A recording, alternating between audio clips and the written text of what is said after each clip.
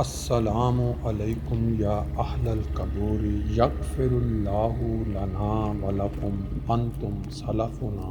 ونحن بالاثر۔ اے قبروں والو، تم پر سلام ہو، ہم کو اور تم کو اللہ بخشے، تم ہم سے پہلے چلے گئے اور ہم بعد میں آنے والے ہیں۔ یہ ہے وہ دعا جو ہم ہر قبرستان میں داخلے کے وقت پڑھتے ہیں اور ہمیں پڑھنی چاہیے۔ اس کے بعد میں آپ کو ان قبروں کا نظارہ کروا رہا ہوں جن کو دیکھ کے یہ لگتا ہے کہ عرصہ سے ان کے لواحقین، ان کے چاہنے والے شاید دعا کے لیے قبروں پہ نہیں آئے، لیکن اس ویڈیو کے ذریعے جب وہ اپنے اپنے گھروں میں بیٹھ کے دیکھیں گے تو دعا کا موقع ملے گا۔ رمضان المبارک کا دوسرا عشرہ مغفرت کا عشرہ ہے۔ اس میں جتنا زیادہ موقع ملے ان قبروں پہ جائیں اور ان کے لیے دعا کریں۔ آپ کے علم میں ہوگا کہ ایک بزرگ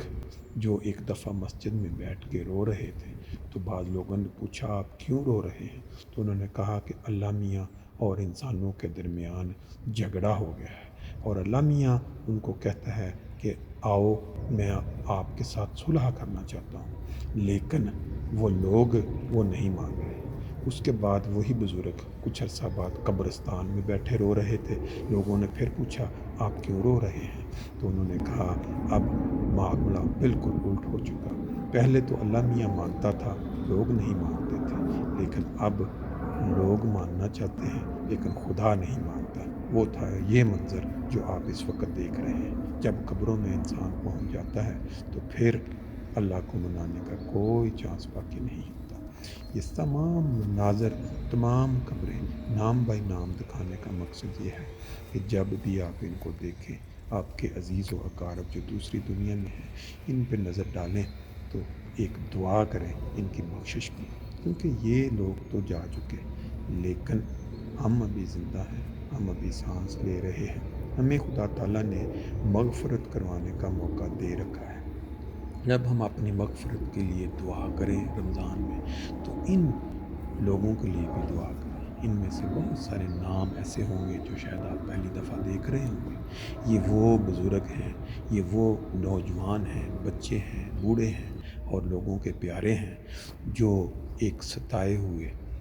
دیش سے، ایسے دیش سے جہاں مسلمانوں نے اپنے مسلمان بھائیوں کو تنگ کیا اور وہ ملک چھوڑنے پہ مجبور ہو گئے۔ اللہ تعالیٰ نے فرمایا تھا قرآن مجید میں کہ جب زمین آپ پہ تنگ کر دی جائے تو آپ ہجرت کر جائیں، اور یہ وہ لوگ ہیں جن کے آباء و اجداد بزرگ ہجرت کر کے جرمنی تشریف لے آئے اور پھر اسی ملک کی زمین میں ان کو جگہ نصیب ہوئی۔ یہ کوئی خوشی سے یہاں نہیں ہے۔ یہ دیکھیں، یہ قبر آج کی تازہ تیار ہو چکی ہے، اب اس میں تدفین کے لیے ایک بزرگ ان کو لایا جا رہا ہے۔ ایک دن ہم میں سے ہر کسی نے بالکل اسی طرح لوگوں کی موجودگی میں جو آخری دیدار کے لیے آتے ہیں اور آخری بار مٹی ڈالنے کے لیے آتے ہیں، ہم نے اسی طرح قبر کے اندر جانا ہے۔ یہ انسان ہمیشہ بھول جاتا ہے، اس لمحے کو ہمیشہ بھول جاتا ہے، لیکن ہمیں یہ نہیں بھولنا چاہیے۔ یہ مناظر جو آپ دیکھ رہے ہیں، یہ ہمارے دو دوست جو کہ بہت اچھے کرکٹر ہیں، ان کے والد صاحب کے جو یہاں لوئزنبرگ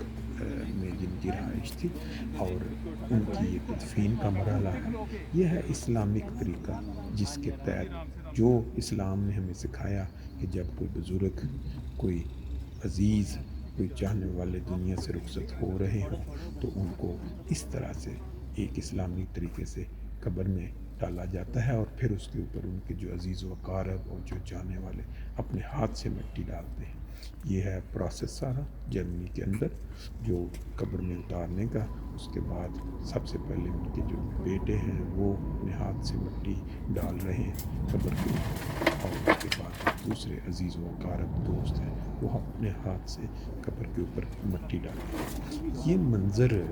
ہر انسان جو دیکھتا ہے وہ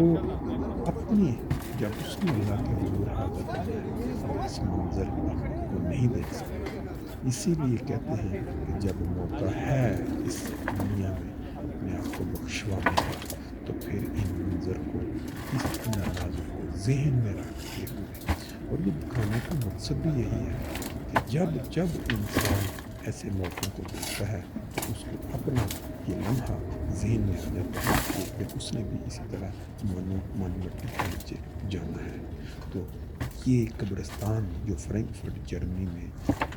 کافی پرانا ہے، اور یہاں ہمارے لوگوں کی بہت زیادہ قبریں ہیں، مرکزی قبرستان بن چکا ہے، جہاں اکثر اوقات آپ کو دکھانے کا مقصد بھی یہی ہے کہ یہ جو قبریں جو ناموں کے ساتھ دکھائی گئی ہیں ان کو دیکھیں اور ان کے لیے دعا کریں۔ اگر کسی کے عزیز دور ہیں، نہیں پہنچ پاتے ہیں، لیکن دعا تو انسان ہر کسی کے لیے کر سکتا ہے، کٹھی دعا بھی کی جا سکتی ہے، ایک ایک قبر پہ جا کے بھی دعا کی۔ اس کے بعد میں آپ کو ان بزرگوں کے متعلق جو انہوں نے ان کو ان جماعت کی خدمت کی۔ جی دوستو، جیسا کہ میں نے آپ کو بتایا، آج یہ جو تدفین ہوئی ہے یہ محترم منیر احمد قمر صاحب کی ہوئی ہے، اور انہوں نے جماعت کے مختلف شعبوں میں خدمت کی توفیق پائی، جیسا کہ رشتہ ناتا اور پھر امور عامہ۔ اس میں یہ جن جن دوستوں کے ساتھ کام کرتے رہے ان کے الفاظ ان کے لیے آپ سنیں گے، ان کی طرف سے جو خراج تحسین ہے ان کے اعلیٰ کام اور اعلیٰ اوصاف کا، وہ آپ ابھی اس ویڈیو کے بعد ان کے جو تأثرات ہیں وہ سنیں گے۔ پھر اس کے علاوہ اور دو جو ایک چھوٹی بچی جو چند ماہ پہلے وفات پا گئی ان کے لیے اچھے الفاظ، اور پھر ایک اور بزرگ، وہ بھی آپ کو اس سے سیکنڈ پارٹ میں اور تھرڈ پارٹ میں دکھاؤں گا۔ اس وقت آپ جو قبروں کا نظارہ کر رہے ہیں فرینکفرٹ جرمنی زیوڈ فریڈ ہوف کے اندر، یہ کروانے کا مقصد صرف اتنا ہے کہ بہت سارے ایسے بزرگ ہیں یہاں، بچے ہیں، عورتیں ہیں جو مدفون ہیں، لیکن ان کے عزیز و اقارب جرمنی میں آباد نہیں ہیں۔ اب اس ویڈیو کے ذریعے جو سارے نام آپ کلیئر دیکھ رہے ہیں، میں نے کوشش کی ہے کہ سب جو بھی یہاں مدفون ہیں ان کی جو تصویر ہے قبر کی وہ اندر لی جائے، تاکہ جو لواحقین دوسرے ممالک میں ہیں جب وہ دیکھیں تو وہ ان کے دماغ میں ایک دعا کی تحریک پیدا ہو ان بزرگوں کے لیے۔ کیونکہ جو واقعہ میں نے آپ کو سنایا کہ جب انسان زندہ ہوتا ہے اس کے پاس وقت ہوتا ہے تو وہ سمجھتا ہے کہ کوئی مسئلہ نہیں ہے، بڑا وقت پڑا ہے، اللہ تعالیٰ سے گناہ معاف کروا لیں گے، لیکن جب یہ گھڑی آ جاتی ہے تو اس کے بعد تمام معاملات رک جاتے ہیں، پھر یہ حساب کا وقت ہوتا ہے۔ لیکن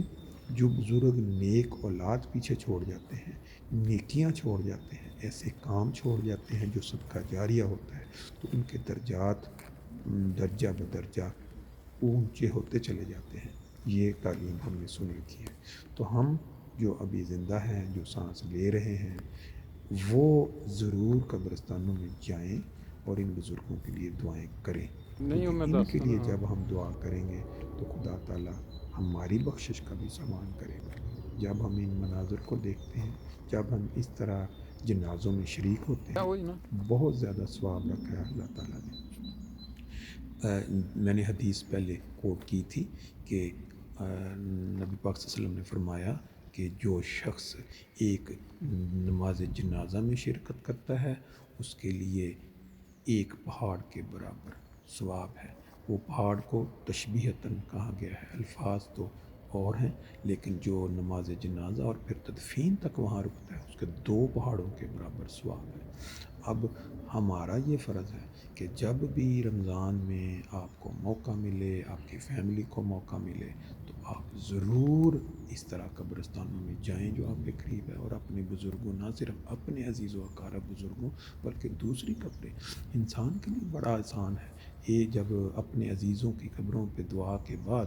آپ ایک نکر پہ کھڑے ہوں اور تمام مدفون افراد کے لیے دعا کر دیں کہ اللہ میاں جس کے لیے بخشش اللہ کے نزدیک ممکن ہے ان کی بخشش فرما، مسلمان ہیں، دوسرے ہیں، جو بھی وہاں دفن ہوئے ہیں۔ تو یہ خدا تعالیٰ کا ایک خاص فضل ہے جس سے انسان کے گناہ بخشے جا سکتے ہیں اور درجات ان کے قبرستان میں بلند ہو سکتے ہیں۔ رمضان کے مہینے سے ہم گزر رہے ہیں، ہم میں سے بہت سے لوگ بہت سست ہیں، جن کو کوئی فکر نہیں ہے اپنی نمازوں کی، اپنی اس مقام کی۔